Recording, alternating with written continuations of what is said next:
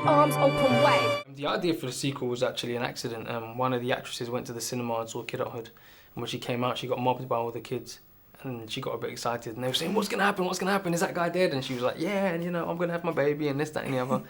And somebody called me, and me and the producer were laughing about it, and then I said, "What if this happened?" And he said, "Yeah, what if that happened?" I said, "What if this happened?" He said, "That's a good idea." And then I said, "Actually, that is a good idea," and then I went home and started writing it. More often than not, you get, as a young female actor, you get given characters that are fairly generic. You're either playing the girlfriend or the sister or the daughter. You know, this was a completely three-dimensional character, and the way she talks, the way she walks, everything is so definite. And she's not in a good place at all, but I think her journey within the film as a whole is really quite immense. So that drew me to the character. Apprehensive. I don't really get nervous. I think, you know, when you get given opportunities, you have to kind of just grab them by you know, the horns.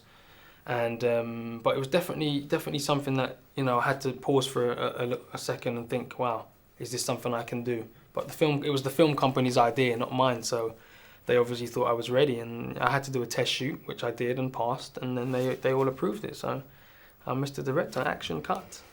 Yeah, I mean, it was, when I was obviously offered the role, it was something that immediately I thought, God, this is going to be quite an interesting way of working. I hope that it's comfortable and gets the best out of all of us, you know. But actually, it was brilliant. If I could always work like that, I would, because it's lovely just to have, rather than having a huge group of people you have to always discuss everything with and having conflicting ideas, having one person who actually the film is their baby, really, who has very definite ideas of what he wants is fantastic. And certainly with scenes like there's quite a lot of kind of quite intimate scenes between our two characters. It was really nice because I didn't feel like I was out on a limb. I knew that the person I was playing opposite, it was his project, and he was as taking a risk in exactly the same way that I was. So I never felt kind of unsure of what I was doing or uncomfortable or anything. And I think the movie is reflective of what's happening in society, but, you know, you have to show the negative to show the positivity that arises from it, and I think that's what the film does. You know, we show what's happening in society, but at the same time you show the positivity that arises from it by showing characters that say, actually, I want to stay in university, and actually I want to not do that, and actually I'm gonna walk away. You can threaten me all you want, but I'm actually not going to actively participate. I'm going to walk away.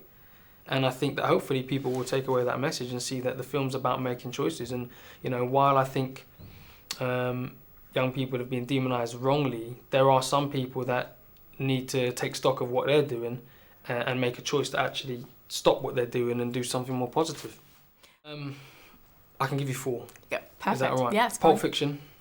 Why? Just love it, man. I just think it was one of the greatest films ever. I think it was one of the first films that showed that you didn't have to have scenes that move the story forward, and characters could just talk, because that's sometimes the best stuff, when they're just talking. So there's that one. Et tu m'aimes bien, Alfonso Cuarón, beautifully shot, beautiful film, just incredibly sexy, but not in any sort of sordid way, do you know what I mean? Just really natural and beautiful, and I really love that film. Clerks, Kevin Smith, I love that guy. I mean, he just does, for me, his dialogue, some of the greatest, and that film was guys just talking about stuff that we were talking about back then, you know, and you go, that's disgusting, but like, yeah, but we talk about that. And then I'd say Amélie, I really like Amélie. Audrey Tautou, French film, a bit quirky, but I really dig that.